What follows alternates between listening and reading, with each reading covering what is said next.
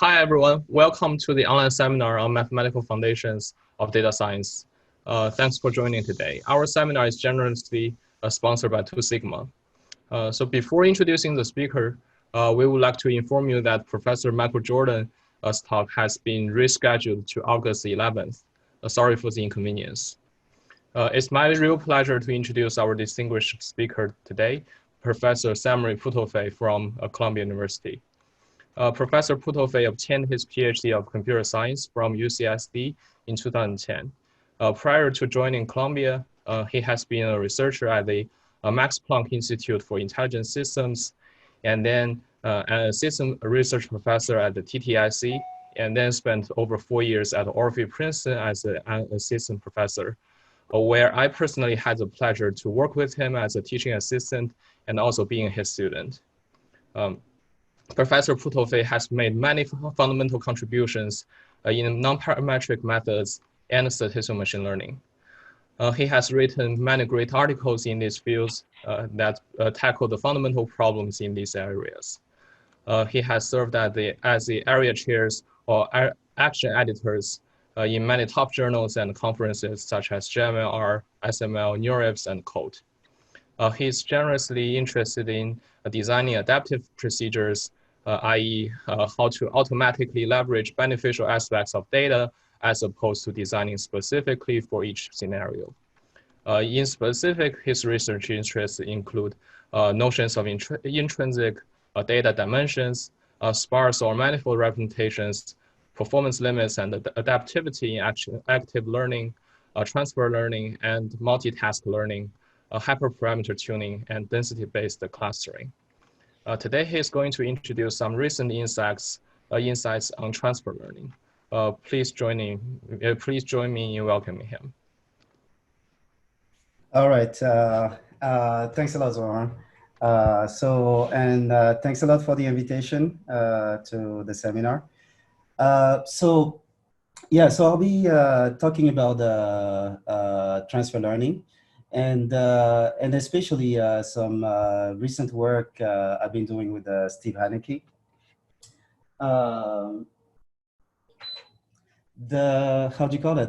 Much of the work I'll be sort of talking about, the initial intuition started with work on the non-parametric side with Guillaume Martinet. And recently I've been building up on this intuition with Steve Haneke on the parametric side. And by parametric side, I mean classification with finite capacity classes, finite VC classes, and such things. And so that's sort of what I'll talk about today. All right. So quickly, I'll explain what I mean by transfer learning and motivate it. So transfer learning or domain adaptation in machine learning concern this type of setting. So the setting is one where you have a lot of data from a particular distribution P, and you want to produce a classifier. However, the classifier is for another distribution. So why is this? So let's look at a simple case study. So the case study is that of Apple's Siri voice assistant. So some years ago, Apple came up with a Siri. However, mostly trained it on American English speakers. And so we'll view what they trained it on as P. So we'll call that the source. And so they trained it on American English speech. And the result of it was that it would quickly recognize American accents and understand American speakers, but it would not understand people like me, right? Interestingly enough, very recently, they did some study where it is still unable to understand, say, Scottish accent. So what is the issue? The issue is that it was trained on a particular distribution of data, and but had to be deployed towards a different population. So that different population, I'll call it the target, and that's what I'm representing by Q here. So what they had to do was retrain, collect a lot more data that is much more representative of the target population, and retrain, and that's quite expensive. And the goal of transfer learning or domain adaptation is how do we quickly transfer machine learning software from a particular train on a particular distribution to a related distribution, to a related population. So I hope the goal is clear. The problem of transfer happens to be in a lot of applications. So here some quick examples. AI for judicial systems. You have a source population that happens to be people who are already in the judicial system, and you have a target population that happens to be nearly everyone. So these are AI software that are supposed to do risk assessment on people essentially that just got arrested. And they are interestingly being used in different states, but now people are realizing that they should not be used because they were trained on non-representative data. So you have this type of issue where the whole, at the very core of the issue is that data is expensive, and getting representative data for your target population is expensive.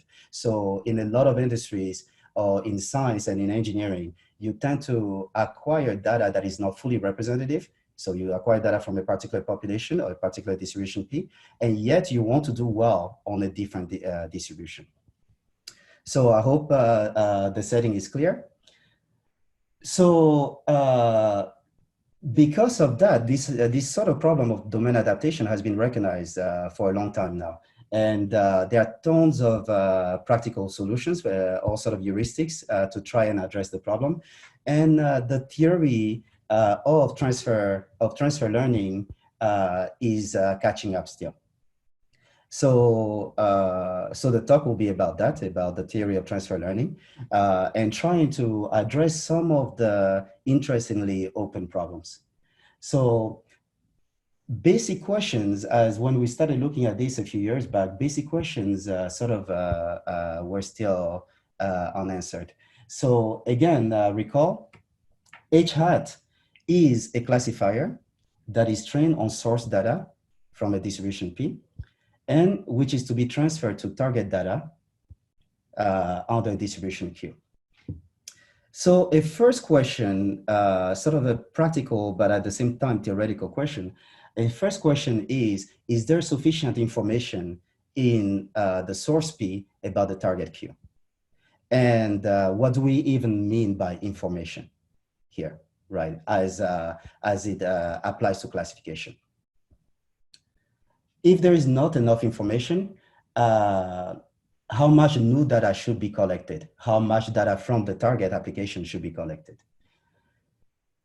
Another question is, would unlabeled data help? And so here, to make that question clear, in machine learning, and in the practice of transfer learning, one of the common things is to try and use much cheaper unlabeled data from the target to help transfer. And so the question here, the theoretical question here is, does unlabeled data help, and to what extent does it help? Another question which comes from practice is, how do I put it? Imagine that you have, and that's the case in practice often, imagine that you have different costs of acquiring source and target data. Usually acquiring the source data is cheaper financially, and the target data is more expensive. And so given that you have different costs at acquiring the source and target data, is there a notion of optimal financial cost of acquiring data given a particular performance goal on the target, right? And so you can imagine people like Facebook, Google have to make such decisions all the time, given so many sources of data at different costs. Which source should they leverage, and how should they leverage it to quickly attain the desired classification error? So I hope these questions are clear.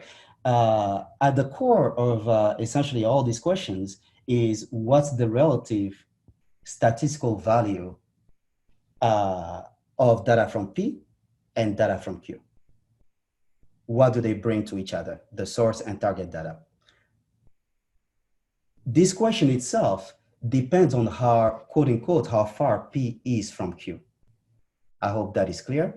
And so because it depends on how far P is from Q, and we don't know yet how we define far, And by far, we sort of mean something similar to the first question here. Is there sufficient information in P about Q, right? What do we mean by far? What do we mean by information? And so much of the first part of the talk would focus on this, trying to understand what do we even mean by how far toward addressing these various questions. I hope that's clear. And Zoran, also feel free to interrupt me if needed, if someone has a clarification type question. Sure.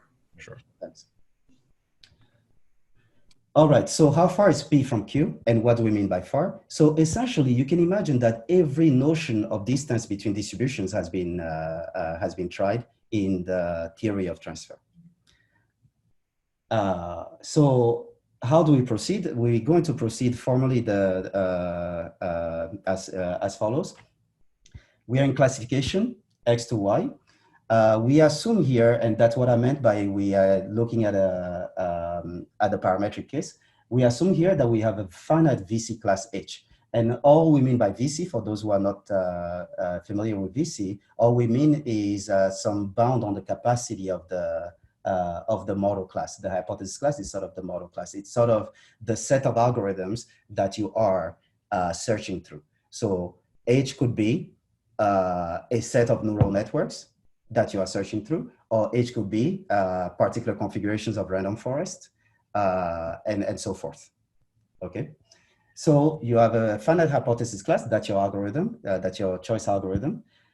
You have a finite VC class, sorry, the hypothesis class is not finite, it's infinite, but its capacity is finite. And then you are given source data, NP, data points, label data points from P, from the source, and NQ, label data points from the target. Here, if you recall, the question we were asking again is what is the relative statistical value of data from P and data from Q?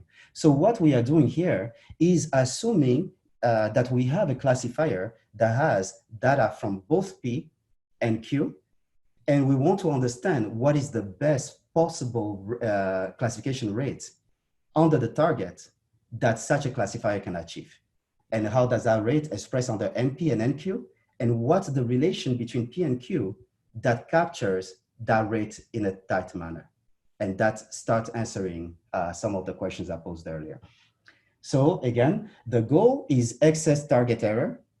So the excess 0-1 classification risk, excess with respect to the best possible classifier in the VC class H.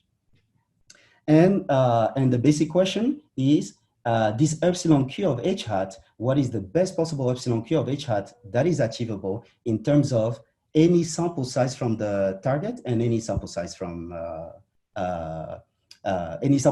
source and any sample size from the target. And which notion of quote unquote distance between P and Q captures this error. So as I said before, there are many competing notions. Essentially any notion of distance between distributions that you can imagine, whether it's actual notions of metric or notions of divergence, people have tried nearly any such notion. So the literature on notions of distributions with respect to transfer learning is very large. So what I'll do next is try to just tell you a little bit about the main directions. So here I'll keep using this little cartoon where in the source distribution, we have source and target distributions over the same type of object. However, there is a shift between the two. So we have a lot more of these triangles here than in this case here. So it's a simple example, and I'll use the example to illustrate a lot of the ideas. So one big line of research here is to use extensions of total variation as a notion of discrepancy between the source and target. And by extensions of total variation, all I mean is that these notions consider the difference in mass between P and Q over a particular subset of the space. Often the subset of the space are defined by the hypothesis class you've chosen, the set of classifiers you're looking at.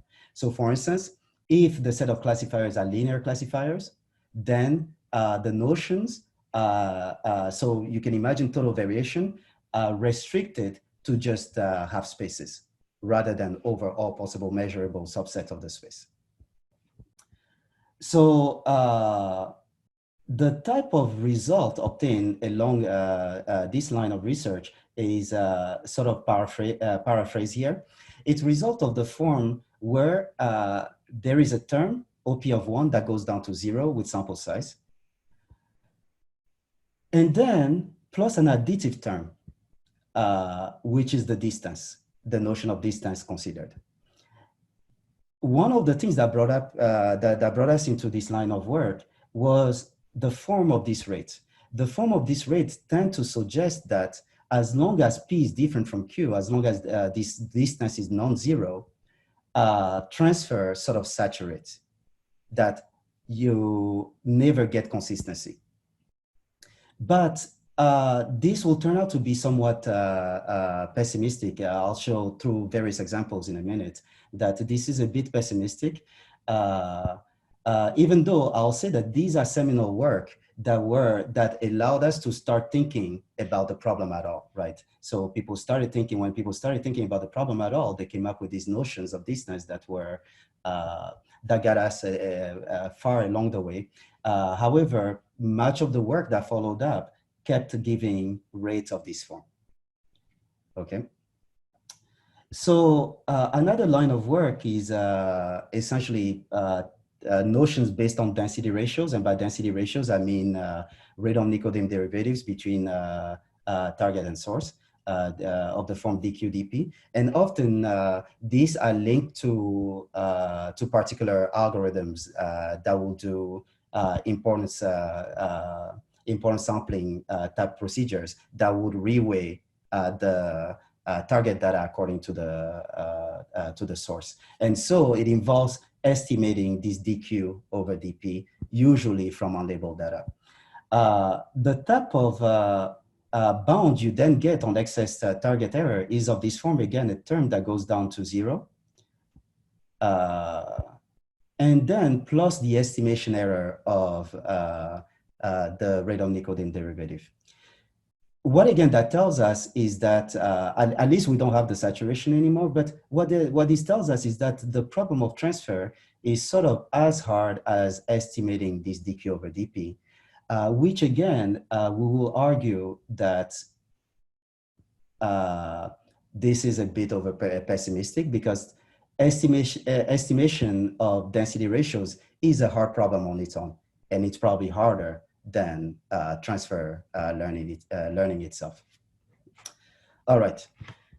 So here, let me give you a bit more, and we'll start getting into examples where through the examples, I'll give you a sense of how appropriate these various notions of distance or divergence between distributions are. So as I said, nearly any notion that you can imagine of distance or divergence between distributions has been used.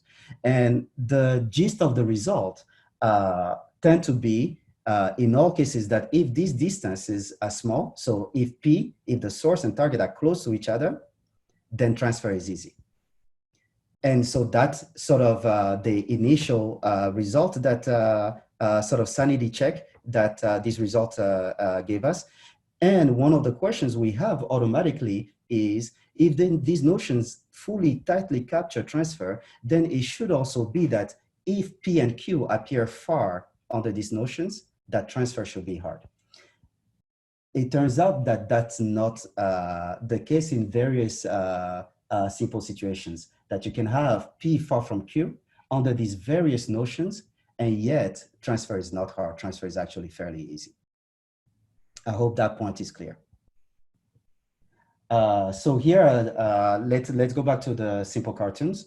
Here again is that cartoon where we have a lot more of the triangles here than in the source.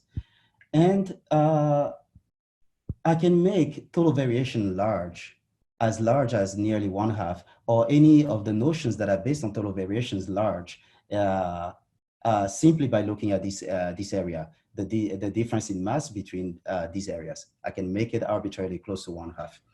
If you recall, arbitrarily close to 1/2 would mean, would at least suggest that transfer is not possible, right?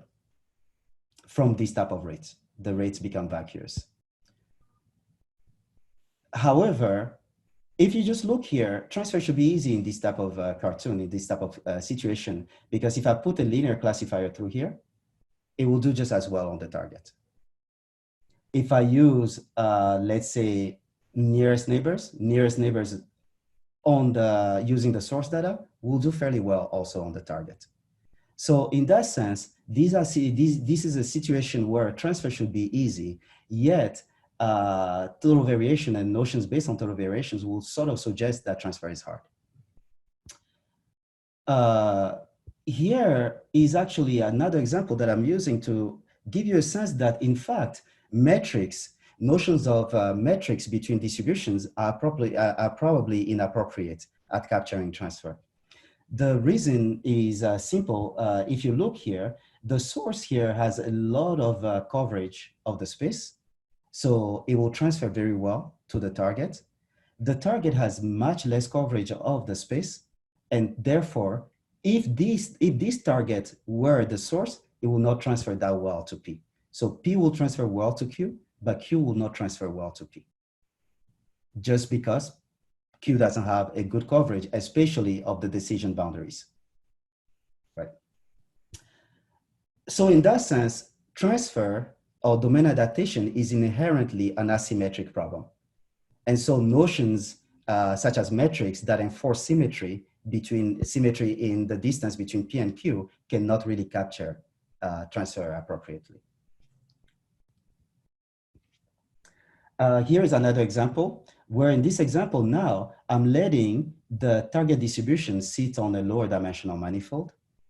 And right away, you can tell that dq over dp, and in fact, any notion of divergence that is based on dq over dp, KL divergence, Raynian, etc., would be ill-defined and hence hard to estimate. Again, if we go back to the type of bound you can get out of these notions, the bound will become vacuous. However, this is again a situation where if I just put a linear classifier here, it will do well here also. And same thing with nearest neighbors and such, right? So transfer is not only easy in these type of situations, but it's easy under different algorithms, all right? So in that sense, these notions can be a bit pessimistic when it comes down to capturing how hard transfer is, how hard or easy transfer is. All right. So here is a notion that we will be using, proposed with Steve Haneke in 2019. So the intuition is the following. The intuition is that let's think about when is transfer sort of easy. Transfer becomes easy if, for instance, if a hypothesis has low error under the source, that's indicative of low error under the target, right? Then the source sort of has information on the target. If transfer is easy, if H has low error, it has low error on the Q. If it has low error on the P, it has low error on the Q. I hope that sinks in a little bit. So we'll try to parameterize this intuition.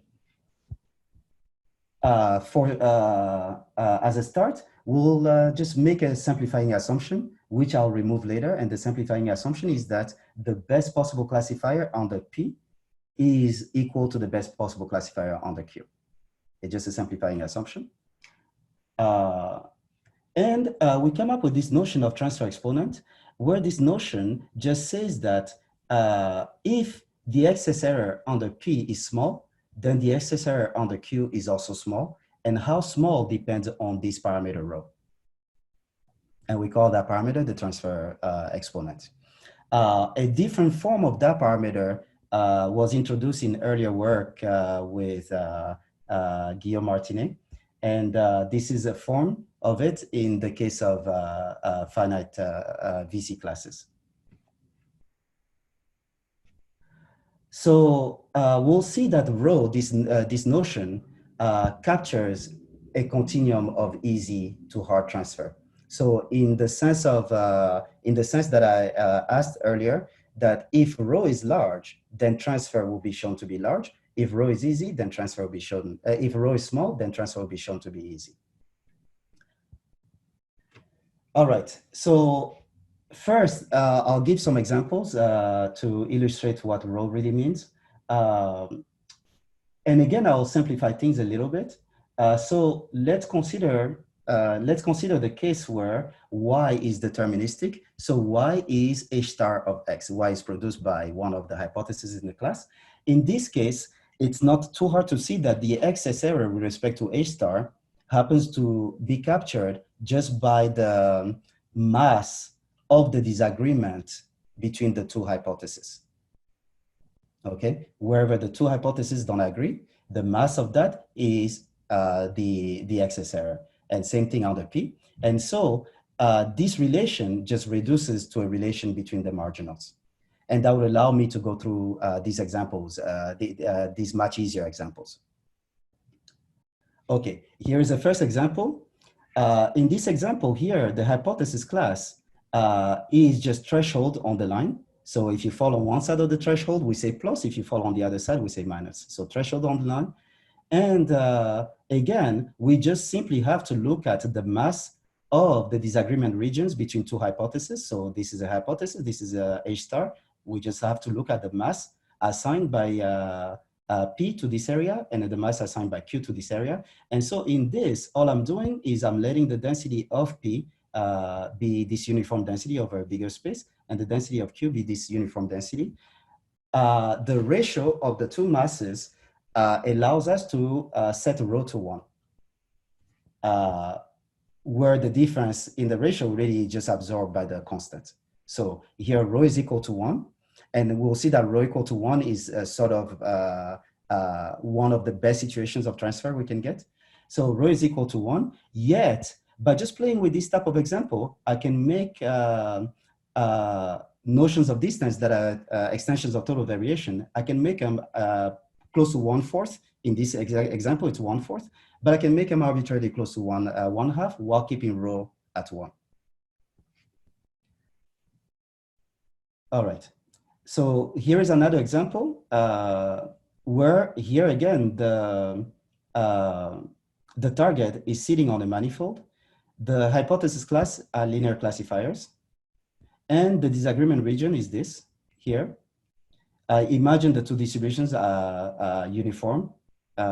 Q is uniform on this, and P is uniform here.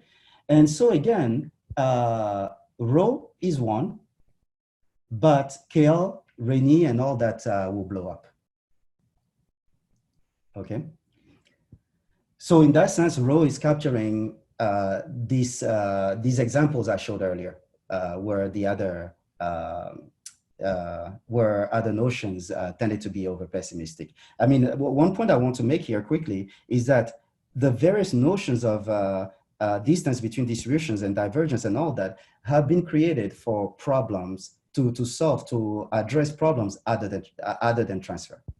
And so hence one of the calls I'm making here is that we probably need to be looking at transfer in itself as its own problem and come up with notions that are very much in line with with the problem of domain adaptation. So here is another example. In this example here, Q, the target, is again uniform, and P has this density that vanishes around H star. Okay, it has this density that vanishes around H star. H star here is the decision boundary. H star is the decision boundary. And here, this is a case where rho is greater than 1.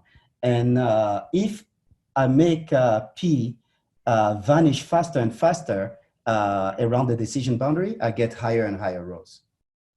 Okay, so rho is sort of capturing how much mass here the source is putting on the decision boundary that is important to the target. I hope that is sort of clear. This is again an example where we see the asymmetry in transfer. So if I flip things, so let's now P be uniform and Q give little mass to the decision boundary. Earlier, I had P here and Q here. Now I switched it. Q is giving little mass to the decision boundary. P is sort of uniform, gives a lot of mass to the decision boundary. Now, all of a sudden, we are in an interesting situation where rho is less than 1. Okay, and we call it supertransfer. And supertransfer is a situation where in fact, the rates of convergence you get by using the source are better than the rates of convergence you'll get by using the target, by using an equal amount of target data, right? So sort of P classification under P is much easier than classification under the target. And here again is a case where there is asymmetry. We see the asymmetry in transfer. It's easier to transfer from this distribution to this one than from this one to this one. Right. All right, so so those are various examples of rho, and I said that rho captures a performance limit on the transfer, and now I want to make that formal. So first though, a first thing is that I need to bring in another parametrization. So it turns out that how hard transfer is doesn't just depend on how far P is from Q, but it also depends on how hard the classification problem itself is. I hope that's intuitively clear, that transfer is harder if the classification problem itself that we're dealing with is hard. So we have to also parameterize how hard the classification problem is.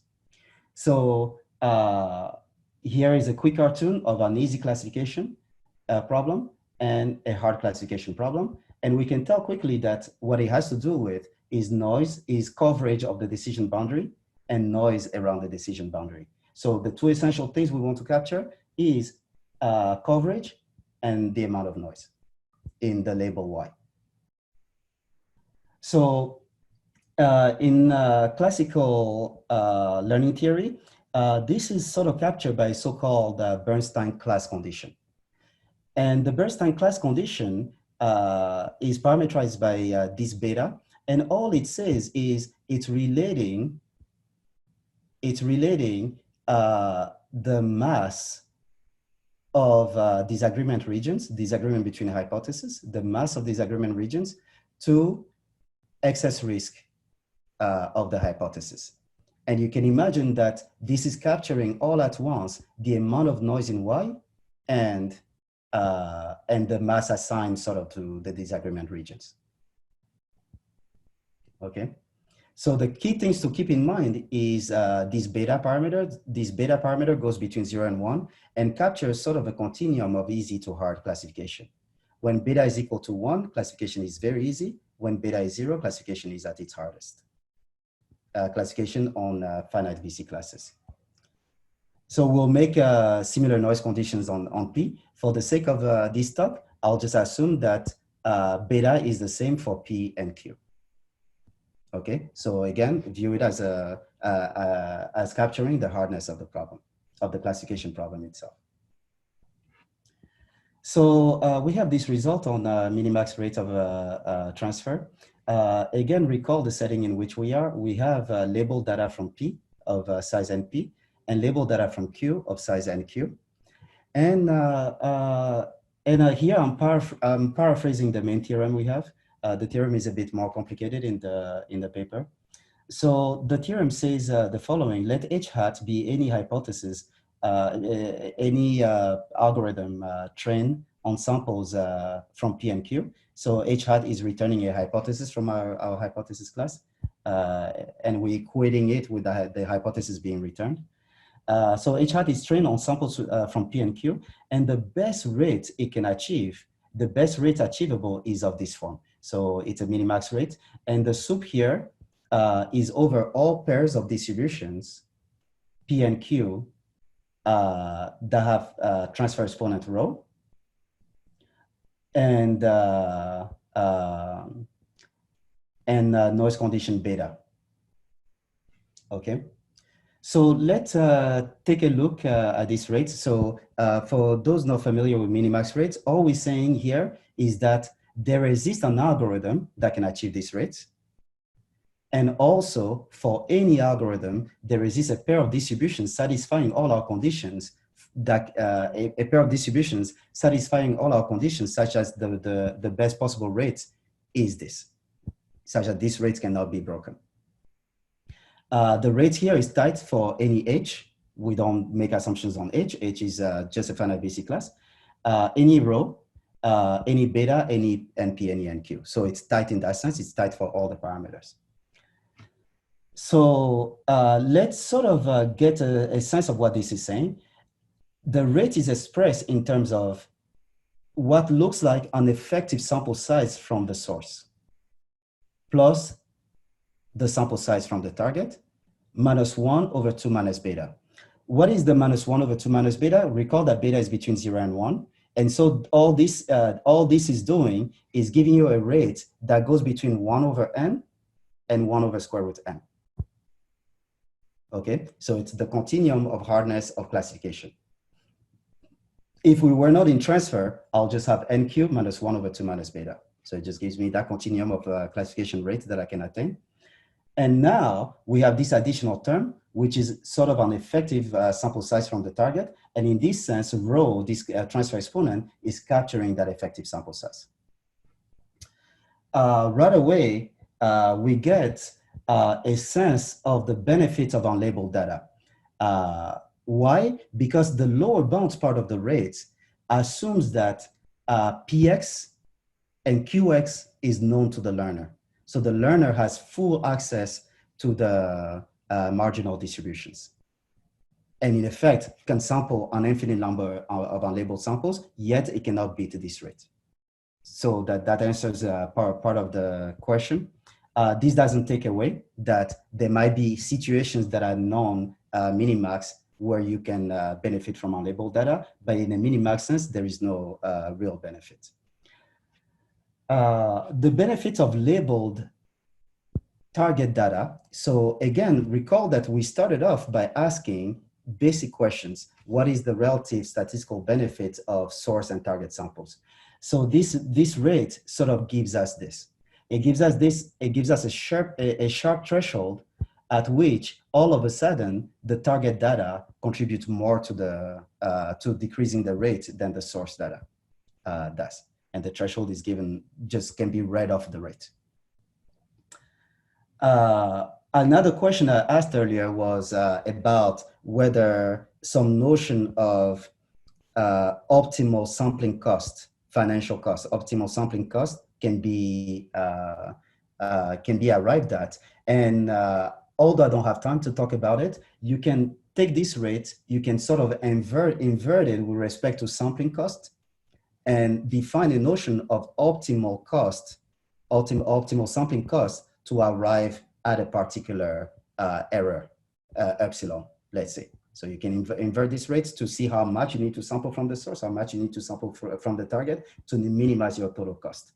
And the rate depends on the unknown rho, unknown beta, and things like that. And one thing we show in the paper is that if you have access to a bit of unlabeled sample, then you can actually achieve, adaptively achieve the optimal sampling cost in some regimes.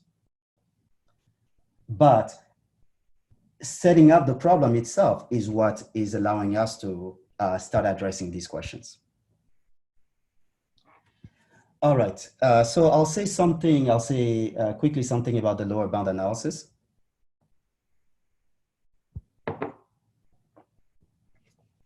All right, so one of the issues right away that we have is the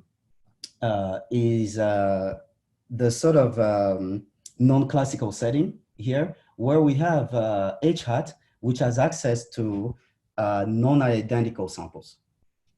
Yet, from these non-identical samples, it has to do well on Q, on the target, on just the target Q.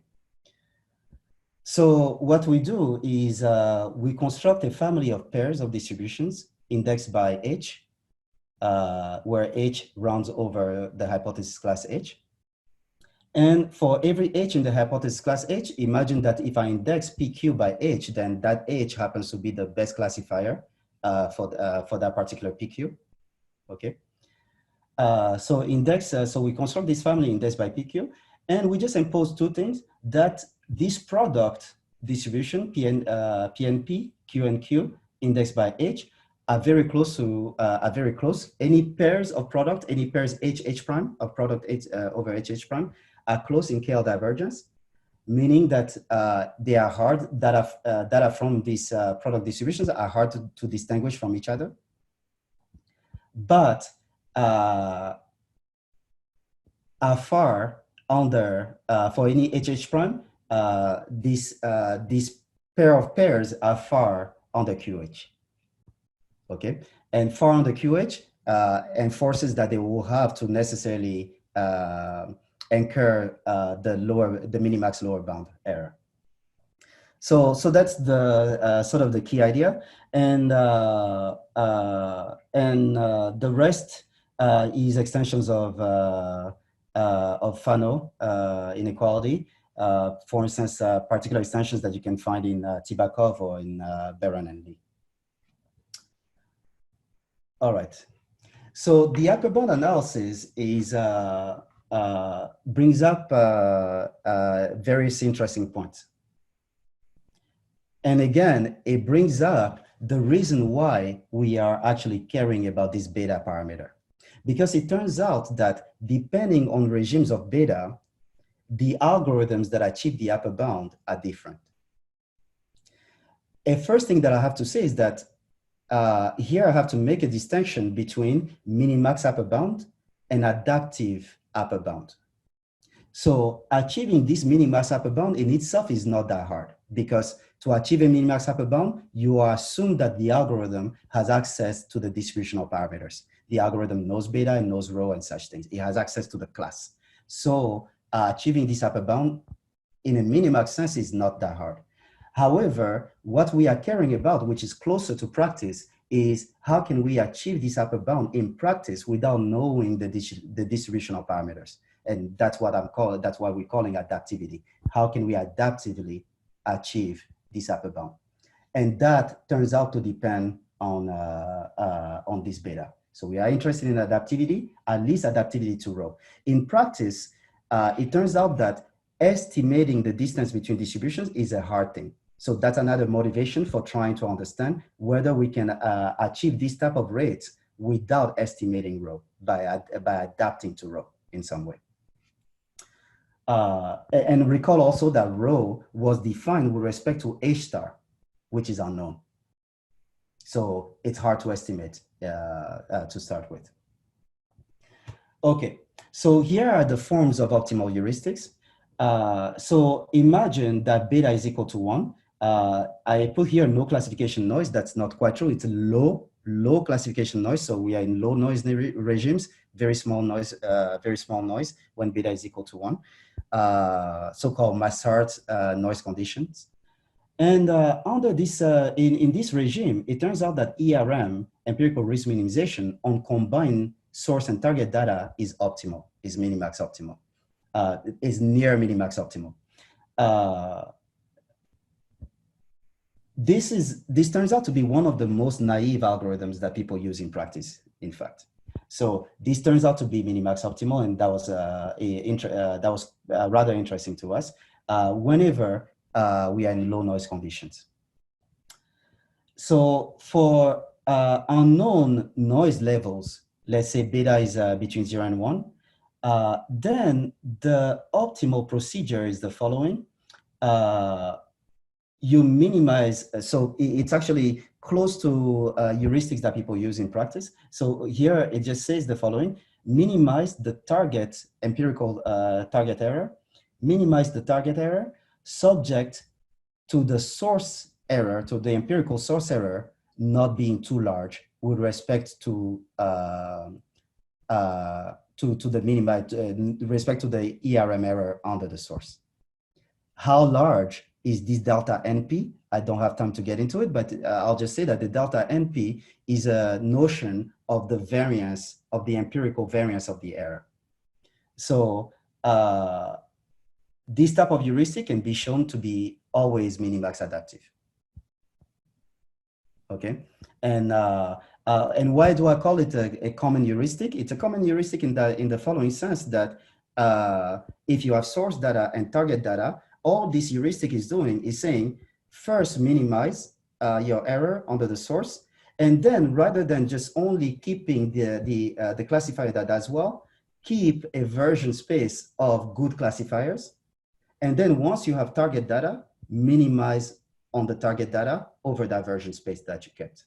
And it's a very natural thing to do. And it appears, for instance, under so-called hypothesis transfer and such. All right. It doesn't seem like I have too much time, so I'm not going to get too much into the details of how these things are shown. The second one is shown on the Lepsky types argument. The first one just required some non-ID uniform Bernstein type inequalities and some fixed point arguments that are often used in VC theory. All right. Okay, so I'll do a quick summary and discuss some new directions, some new interesting things we are finding. Yeah, that I'm hoping to spend about 5 minutes on. So a quick summary is this. We came up with this notion rho for VC classes that captures a more optimistic view of transferability between two distributions. The analysis under this rho reveals, allows us to classify various heuristics, which ones are optimal, which ones are not optimal, and such things. One of the things I forgot to say earlier is that this procedure, outside of this beta is equal to 1, can actually also be shown to no longer be optimal. Cost-sensitive sampling is possible without knowledge of rho. And in fact, all these optimal rates can be attained without knowledge of rho. And the result, so far I've assumed that H star P is equal to H star Q. The result in the paper, the result is extended to the case H star P different from H star Q. You just get an additive term in the rate of the form epsilon Q of H star P. So the excess error of H star P is added. All right. So current work, I'll spend about 5 minutes on this. We are currently looking at the performance limits of multitask.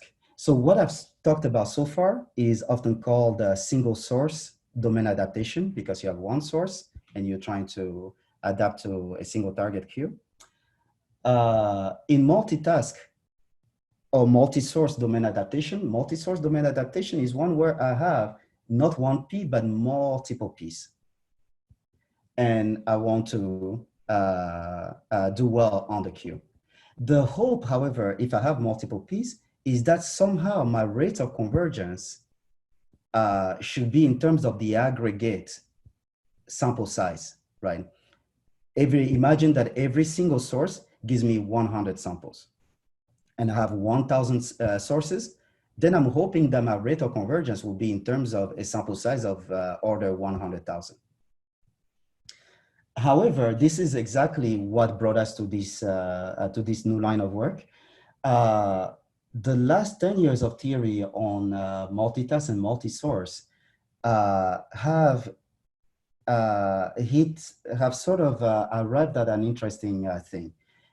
All the upper bounds tend to have a worse term that are just in terms of a single source sample. So if I'm in that case where I have 1,000 sources, 100 samples per source, then the rates of convergence that have been shown so far are just in terms of 100, not in terms of 100,000. And that was quite interesting to us, and we wanted to try to understand why.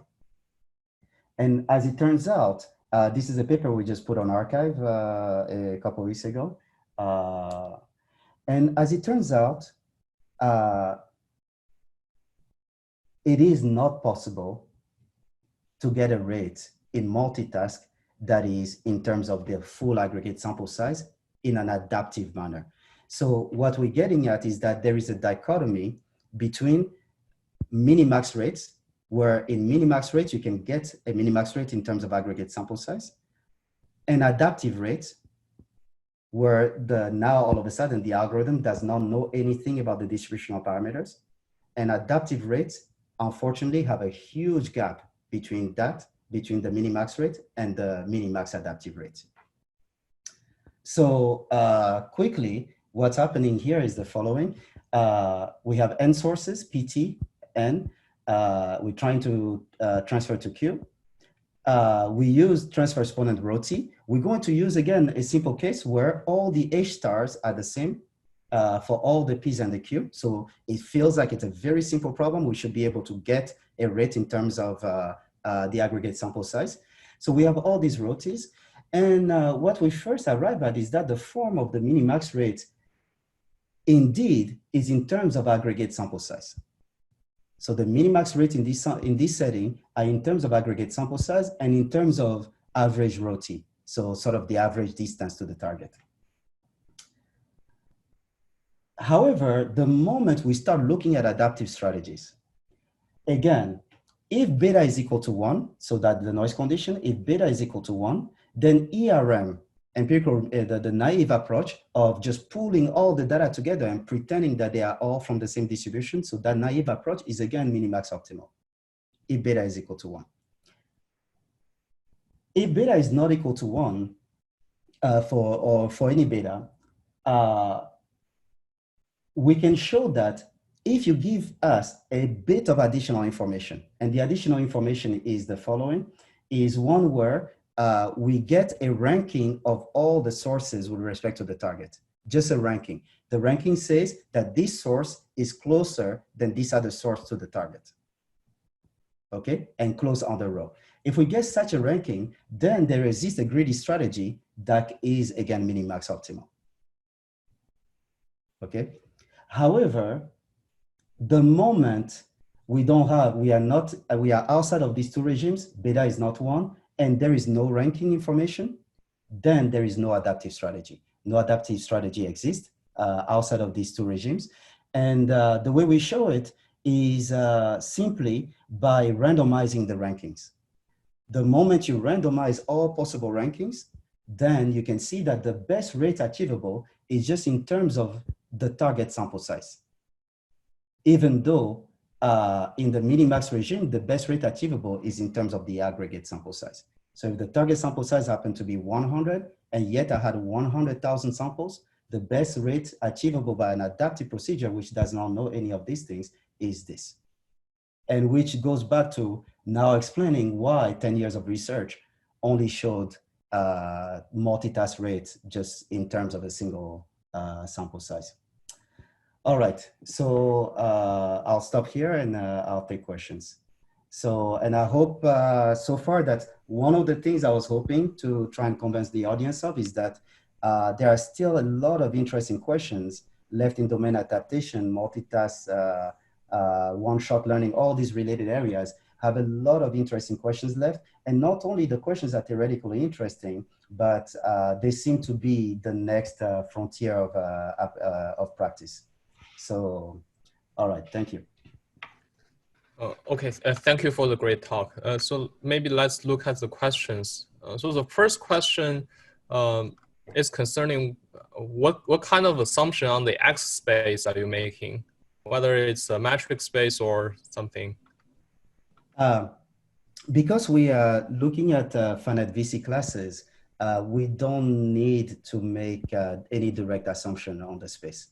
So the assumptions really are just that we have access to these classifiers that can map from the space to the Y, to the classes.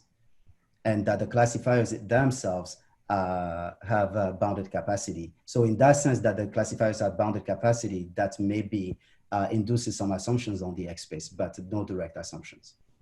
Okay, So thank you. And the following up question is that, is there any dependency of the minimax rates on the size of the VC class? Yes, I just didn't show them. So so in all these rates, you can imagine dividing by VC. Okay, thank you. So another question is, what will happen if there are two different betas for distributions P and Q? So that's in the 2019 paper also. Okay, great. Yeah. So what happens is, I can explain it quickly. What happens is in this type of rates here, you get a beta P here and a beta Q here. Oh, okay, okay. Thank you. Mm-hmm. And the minimax rates are also shown for different betas. Mm-hmm. Great, thank you.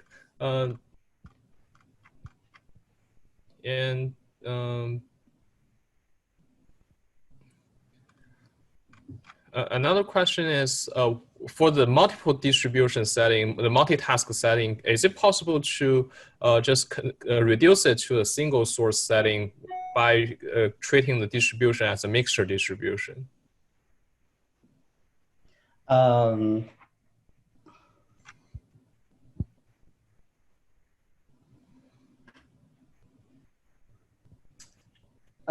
Yes, in some regimes, yes. In some regimes, it then reduces to the single source setting in some regimes. Recall here that what we have here is we are assuming different roties for all the P's, right? And it's unclear to us that whether the average roti would be the row corresponding to the mixture or not. Mm-hmm. In all cases. In some cases, yes, but it's unclear to us whether that will be the case in all cases. However, again, these are minimax rates, like we have matching lower bounds for every value of beta, every value of rows, every NT. So if the question is really sort of asking whether we can break these rates, we cannot break these rates.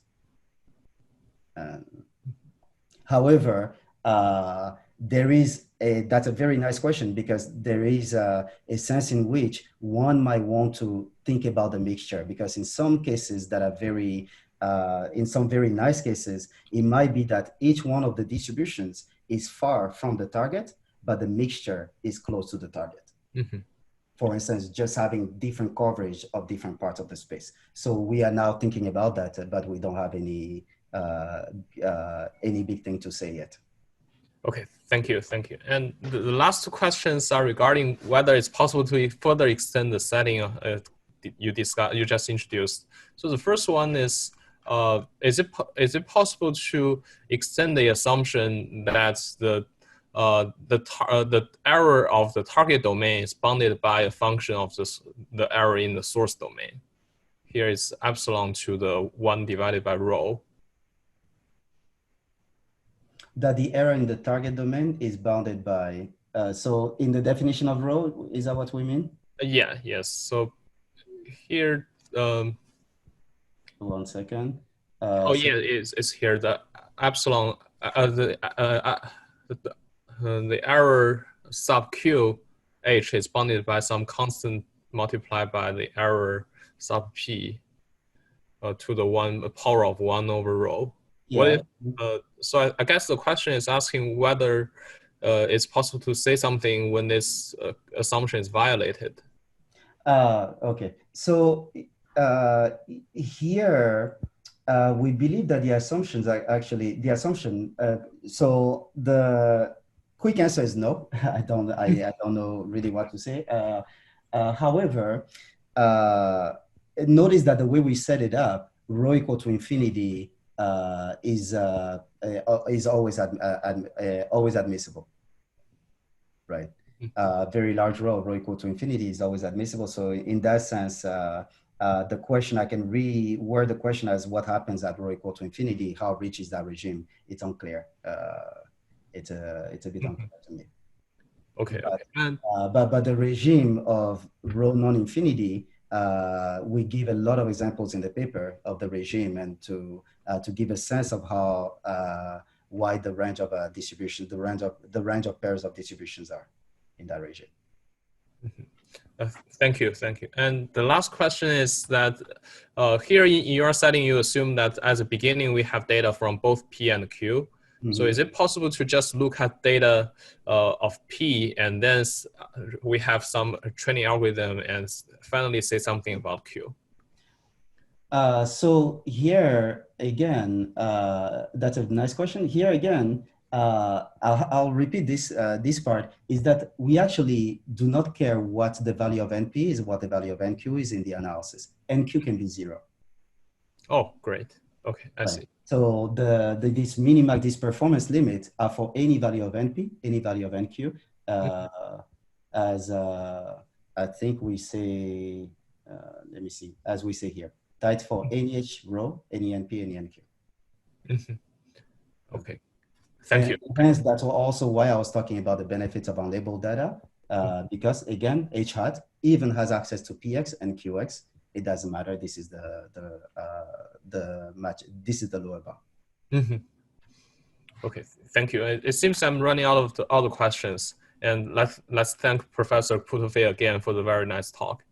And so I guess we will just stop here. And thanks everyone for joining. And we are looking forward to seeing you next week.